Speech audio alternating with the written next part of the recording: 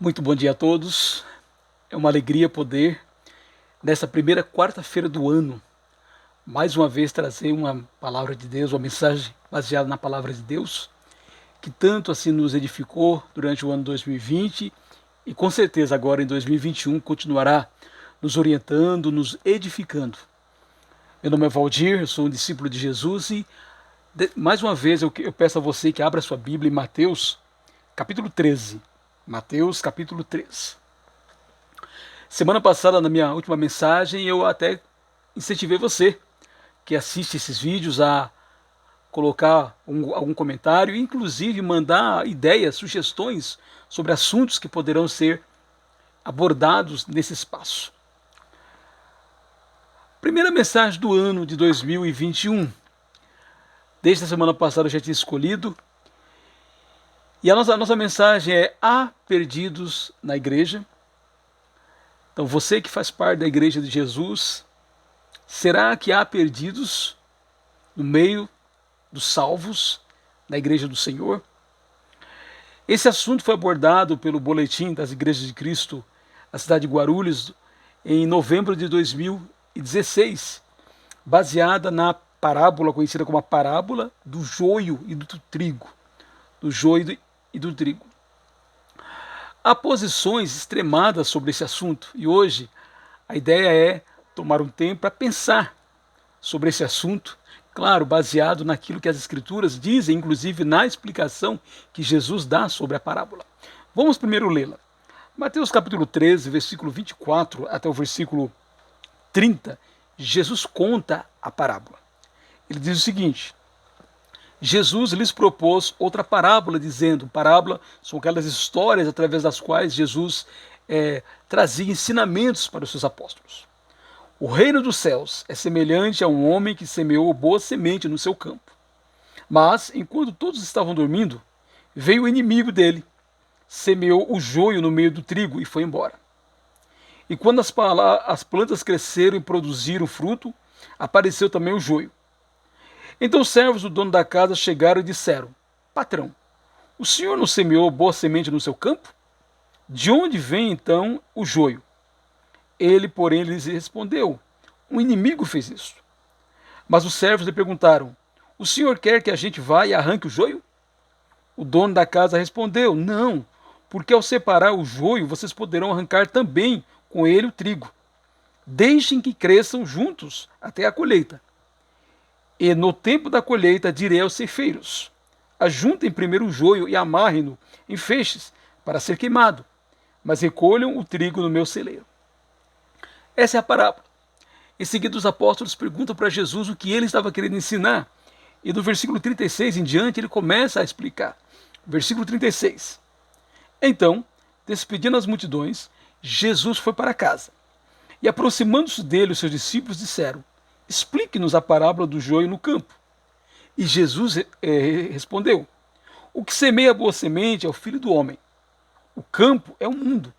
A boa semente são os filhos do reino. O joio são os filhos do maligno. O inimigo que semeou é o diabo. A colheita é o fim dos tempos. E os ceifeiros são os anjos.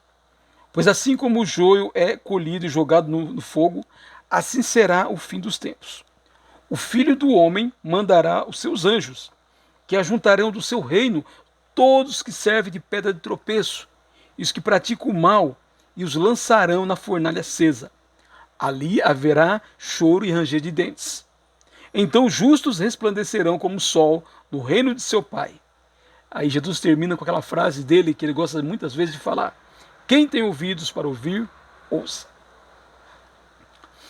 Então, com base nesse texto, alguns entendem que na igreja existem salvos e perdidos. E com base nesse texto, eles entendem, não devemos fazer nenhum tipo de disciplina na igreja, porque ao disciplinarmos os perdidos ou aqueles que praticam o mal ou causam escândalos, nós podemos atingir também os salvos. Então, desde que Deus faça a limpeza no juízo final. Outros, pensando dessa maneira que na igreja existem salvos e perdidos, pensam o seguinte: vamos investigar quem são os perdidos, quem é o joio. E vamos, assim, tomar a decisão de expulsar essa turma. Pessoas que pensam assim, às vezes, bancos detetives espirituais. Estão sempre preocupados com os pecados dos outros. Então, se você for pensar, ambas as interpretações são extremadas. Ou deixa, não mexe, Jesus vai cuidar no dia, ou vamos assim jogar fora. Vamos investigar e expulsar. Então, e a pergunta é: há perdidos na igreja? Ou na igreja só existem salvos? E essa parábola do joio, ela pode se aplicar na igreja? Lembrando que o joio, naquela época de Jesus, o joio e o trigo eram muito parecidos. Quando eles cresciam, quase não dava para assim, diferenciar um do outro. E por esse motivo que Jesus, né, no caso ali o Jesus ou o Deus, ele diz: olha, deixe para o fim dos tempos. O que atrapalha um pouco a interpretação dessa parábola é a maneira como entendemos a expressão igreja ou reino de Deus, o reino dos céus. Você que já ouviu algumas mensagens nesse canal, você sabe que na Bíblia o reino de Deus ou o reino dos céus é a igreja. Então a igreja é o reino de Deus aqui na terra. Aliás, o evangelho de Mateus é o evangelho que fala muito do reino. Inclusive é o evangelho que, falando do reino, diz que Jesus daria as chaves do reino para Pedro, e nós sabemos que Pedro fez isso quando ele abriu a igreja, assim, com a pregação do evangelho lá no dia de Pentecostes. Então, a igreja é o reino de Deus visível aqui na terra. É o reino de Deus aqui na terra. Já que Jesus disse uma vez que o reino não viria de maneira visível. O problema é a nossa herança judaico-católica. No judaísmo havia o templo, e ali estava o povo de Deus. Através do catolicismo, nós temos os prédios onde as igrejas se reúnem. E mesmo nós que interpretamos e entendemos corretamente na Bíblia que a igreja não é o prédio, a igreja são as pessoas que passaram por aquela fase que eu já falei aqui tantas vezes. Crer, arrepender, confessar, ser batizado, permanecer fiel. A união dessas pessoas que passaram pelo novo nascimento, que é o novo nascimento que acontece no momento em que a pessoa crê, arrepende, confessa-se em Jesus e é batizada em nome do Pai, do Filho e do Espírito Santo. O livro de Atos diz que essas pessoas são acrescentadas à igreja. O problema é que a nossa herança religiosa acaba nos atrapalhando. Às vezes eu ouço alguém perguntar: você vai estar na igreja domingo? É uma pergunta incorreta. Ou, quando estamos na igreja, é fácil ser cristão. Fora dela, é mais difícil. São expressões não bíblicas, porque na realidade, quem faz parte da igreja nunca está fora da igreja. Pode não estar reunido com a irmandade no local de reuniões, seja uma casa, seja um prédio. Mas essa frase ela é incorreta, mas ela vem da nossa herança. Então, nada melhor do que entendermos esse texto a partir das Escrituras Sagradas, do que significa a igreja. No dia de Pentecostes, lá em Atos capítulo 2, Jesus estabeleceu seu reino na cidade de Jerusalém. Naquele dia, o apóstolo Pedro fez uma pregação e 3.000 pessoas passaram pelo que eu falei e foram batizadas, assim, acreditaram em Jesus, e inclusive diz que eles perseveravam. Depois, esse número aumentou para 5.000. E depois não ficou só em Jerusalém, ficou em Jerusalém, foi para Samaria, para a Judéia, até os confins do mundo, chegou até Roma. Então, esse grupo, eles se reuniam inicialmente no templo judaico. Quando eles foram expulsos, eles passaram a se reunir nas casas. Assim, o reino de Deus, baseado em Lucas 17, 21, o reino de Deus está dentro de vós, disse Jesus, ou entre vós. Ou seja, o que é o reino de Deus? O reino de Deus é formado pelo ajuntamento. A palavra igreja significa assembleia, ajuntamento, ajuntamento de pessoas que são governadas por Jesus. Então, nesse sentido, todos estão salvos. Quando uma pessoa passa pela encenação de crer, arrepender, confessar, ser batizado, ela está salva. E seu nome é escrito no livro da vida. Às vezes nós temos assim, livros que nós anotamos o nome dos irmãos, mas na verdade não vai ser esse livro que vai ser levado em consideração quando Jesus voltar. Existe um livro lá no céu e o nome de todo discípulo de Jesus fiel está lá. Porém, quando pensamos, e aí eu quero chamar a sua atenção, quando pensamos nas pessoas que se relacionam conosco no culto no domingo de manhã, lá no prédio da igreja, ou na casa, onde se reúne, nos grupos que se reúnem em casa, pode sim ter pessoas perdidas, ou pessoas que mesmo tendo sido batizadas, elas não nasceram de novo. Elas podem ter sido batizadas pelos motivos errados. Nós temos experiências de pessoas que às vezes são batizadas por insistência dos pais, não são convertidas. São batizadas porque às vezes acontece de alguém namorar um cristão, namora um não cristão, e essa pessoa acaba às vezes sendo batizada, mas não está sendo batizada por causa de Jesus, mas está sendo batizada por causa do relacionamento, tanto que nesses casos, quase sempre, quando o relacionamento termina, o namoro, o noivado termina, geralmente a pessoa abandona a igreja porque ela não nasceu de novo. Então, a parábola, o joio representa os perdidos. E como eu disse, os perdidos são parecidos com os salvos. Podem até falar de Jesus, ter uma linguagem bíblica, mas sua vida interior, ou quando não estão reunidos com os irmãos, seja no domingo de manhã, seja nas reuniões que acontecem, essas pessoas não vivem de maneira diferente. A maneira delas viver, o palavreado que elas fazem, o que elas falam, os seus assim, valores, tudo é igualzinho ao mundo. Quando olhamos uma pessoa dessa, às vezes alguém pergunta, você é cristão? Por quê? Porque age de maneira igualzinha o mundo sem Deus. Apesar de no domingo estar lá no culto. Às vezes até mesmo pode, até mesmo estar pregando, estar ensinando. Mas a vida que leva fora dos cultos, ou na visão dela, fora da igreja, não condiz com a vida de alguém que foi transformado, alguém que é governado por Jesus. Olha só, o texto aqui, ele diz o seguinte, ó, no versículo 27, então os servos do dono da casa chegaram e disseram, patrão, o senhor não semeou boa semente no seu campo? Então, Jesus semeia a boa semente. E no mundo inteiro, o campo é o mundo, e no mundo inteiro ele, através do evangelho dele, pessoas vão sendo assim compradas, pessoas vão sendo transformadas, vão sendo convertidas ao evangelho. O problema é que no meio dessas pessoas que parecem que fazem parte do corpo de Cristo, há os não convertidos. Há aqueles que nunca tiveram, na realidade, uma experiência de mudança de vida. São aqueles que dizem, gostam da frase, todos nós somos pecadores mesmo.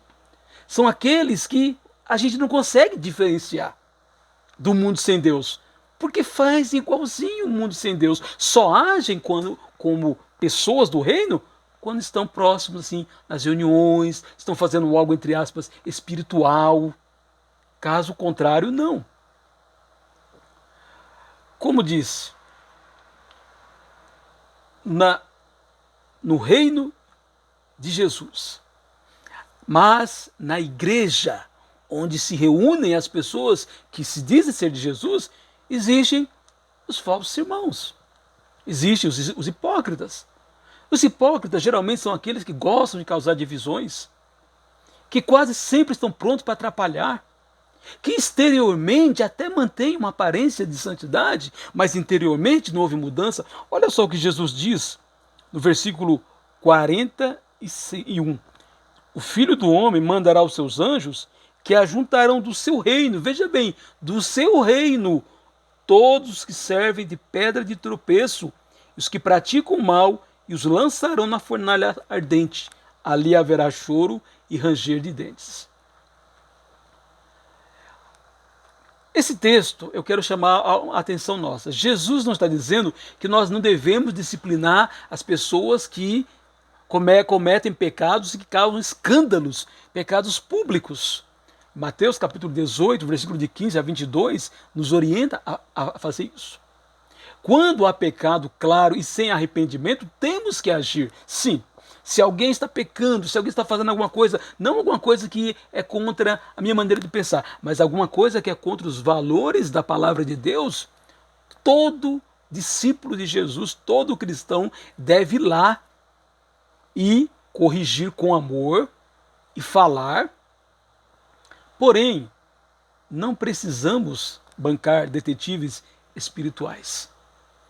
Então, na igreja, às vezes, tem pessoas que querem bancar detetives espirituais. Estão sempre preocupados com o pecado dos outros. Na realidade, o discípulo de Jesus está primeiro preocupado com seus próprios pecados. E não tão preocupado com o pecado dos outros. Se vê, corrige. Se vê, chama atenção. Mas ele sabe que no último dia haverá uma limpeza no reino de Deus. Que, veja bem, aqueles que servem como pedra de tropeço, sabe aqueles que existe um recém-convertido, que está querendo fazer a vontade de Deus, e às vezes olha aquele irmão tanto tempo na fé, e o irmão tem atitudes incorretas, o irmão tem atitudes de pagão, o irmão tem atitudes assim, que denigrem o nome de Jesus, que causam escândalo. Então, Jesus está falando, no último dia, aqueles que causam tropeço serão arrancados, porque são o joio. Agora, quero voltar à pergunta. Há perdidos na igreja? A resposta é não.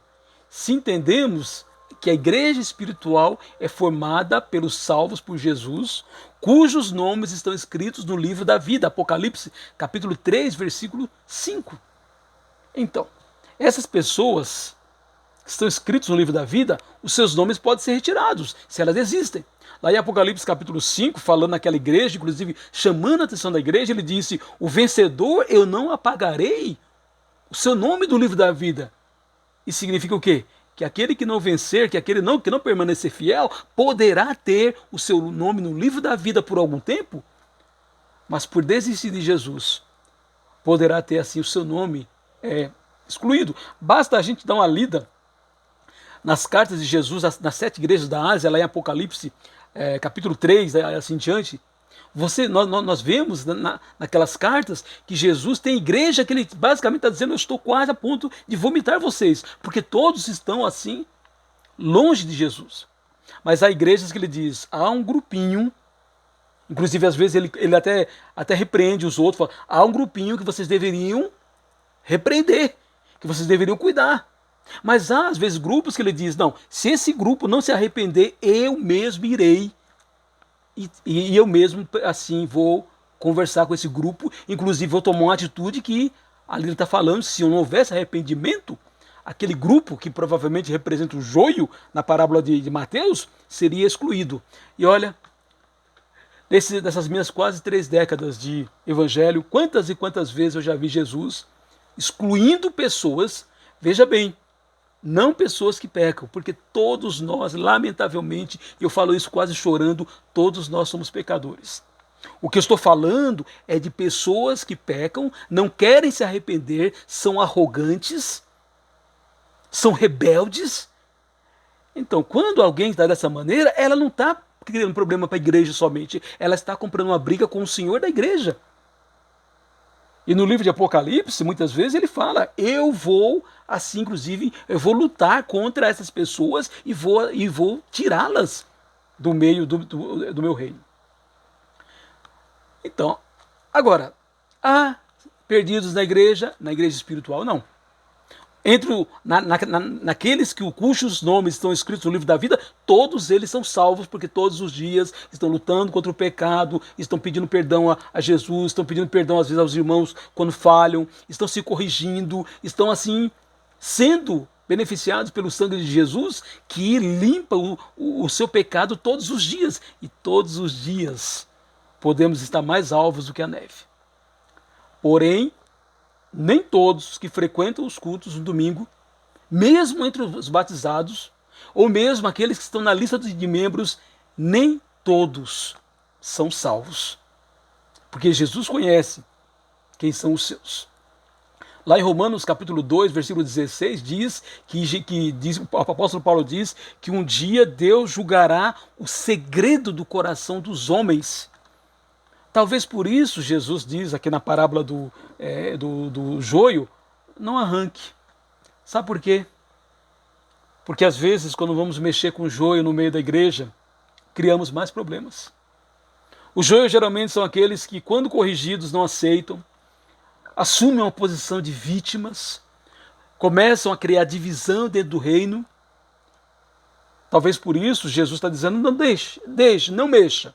Não mexa, que no momento certo, se não houver assim, se for dessa maneira, se realmente são pessoas não convertidas, no momento certo eu arrancarei. E veja só o que o texto diz, versículo 30.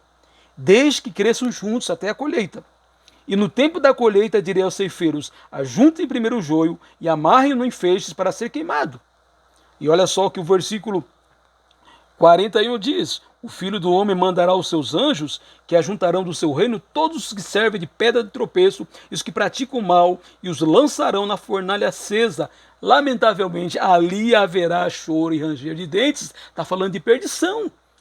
Pessoas que até pareciam ser da igreja, constavam na lista de membros, porém, eram hipócritas, eram atores. O que é a palavra hipócrita? Ator, fazia um papel, parecia ser, tinha palavras religiosas, andava com a Bíblia debaixo do braço, porém, achava que a igreja era só ali, nas reuniões. Esquecia que essa pessoa é um representante de Jesus lá no trabalho, lá na escola, entre os seus amigos, no seu lazer. Aonde o discípulo de Jesus está, ele é um representante do Mestre. E por isso causam escândalos, porque as pessoas veem a atitude deles e muitas vezes não querem saber de Jesus. Por quê? Por causa da atitude do joio. Às vezes as pessoas na igreja, tem pessoas que se convertem, querem saber de Jesus, e às vezes o joio atrapalha. Então Jesus está falando, vai ser arrancado e vai assim ser jogado no lago de fogo do livro de Apocalipse, e ali haverá choro e ranger de dentes. Portanto, nesta manhã, primeira mensagem deste ano, eu quero chamar a minha atenção e a sua atenção. Então, há perdidos na igreja visível, sim. Entre aquele grupo de domingo de manhã que vai no culto, ou na quarta-feira à noite, ou seja lá qual reunião, sim. Sim, ali está o joio junto. Mas nós não precisamos nos preocupar tanto. Se houver um escândalo, precisa ser corrigido. Mateus capítulo 18. Caso contrário, se o joio, aqueles que representam o joio estão atrapalhando, deixe nas mãos de Jesus. Jesus, no momento certo, saberá a se arrancar, inclusive diz que vai arrancar no final dos tempos. Mas eu já vi muito joio ser arrancado antes mesmo disso. Criou tanto problema que o próprio Jesus assim arrancou. Agora, há perdidos na igreja espiritual? Não. Todos aqueles que um dia de coração confessaram Jesus como Senhor das suas vidas, se arrependeram dos seus pecados, creram no Evangelho, creram em Jesus, foram batizados em nome do Pai, do Filho e do Espírito Santo, e estão todos os dias lutando contra o pecado. Não. Eu sei que eu me identifico com você, com certeza eu sei que você às vezes falha, às vezes fala aquilo que não deve falar, às vezes comete uma atitude imprópria, mas na hora que comete, o coração já sente, o Espírito Santo já trabalha, a gente já sente aquele desconforto, aí a gente corre, às vezes pede perdão para quem nós falhamos, quando às vezes falhamos com o irmão, especialmente pedimos perdão para Jesus, corremos para Ele dizendo, Senhor, eu falhei de novo e eu não quero falhar. Não, você não é joio, você é trigo, é um trigo que está sendo transformado todos os dias pelo Evangelho de Jesus, sendo transformado todos os dias pelo sangue de Jesus, que está limpando nossos pecados, e através do Espírito Santo estamos sendo transformados de glória em glória. Então, nessa manhã, eu quero dizer, o fato de você pecar não significa que você é joio, mas cuidado, você que anda nos caminhos do pecado, que o evangelho já não faz diferença, que está pegando à vontade, cuidado, você pode ser um joio. E o texto fala qual é o destino daquele que parece viver como cristão, mas não vive. Mas eu convido todos nós, onde estivermos, olharmos para Jesus. Olharmos para Jesus. Talvez alguns na igreja ainda não se converteram. A parábola não deixa muito isso claro, mas mesmo alguém que não se converteu, ele pode se converter e voltar para os braços de Jesus. Mesmo alguém batizado pode nunca ter sido convertido, mas mesmo assim ainda a palavra diz que só existe um pecado imperdoável, que é morrer sem estar em Cristo, é morrer sem uma verdadeira conversão a Jesus. Que eu e você que está assistindo essa mensagem façamos parte daquele que estão escritos no grande livro da vida. E que quando Jesus voltar e ele pegar esse livro, ele vai dizer para mim e para você, vai dizer o nosso nome, ele vai dizer: vinde benditos do meu Pai para o reino total, o reino espiritual que está preparado desde a fundação do mundo. E que meu nome e que seu nome, meu irmão e minha irmã, estejam escritos no livro da vida. E você que ainda não faz parte do corpo de Cristo, seu nome não consta ainda lá. Mas todos os dias Deus está de braços abertos, esperando você também, para uma conversão que a Bíblia chama de novo nascimento. Que esse 2021 seja um ano de muito trabalho para o Senhor, de muita dedicação ao corpo de Cristo, e que aconteça o que acontecer, possamos crescer mais e mais em termos espirituais, produzindo frutos dignos de arrependimento e sendo cada vez mais parecidos com o nosso irmão, o Senhor Jesus Cristo. Que Deus nos abençoe nesta quarta-feira.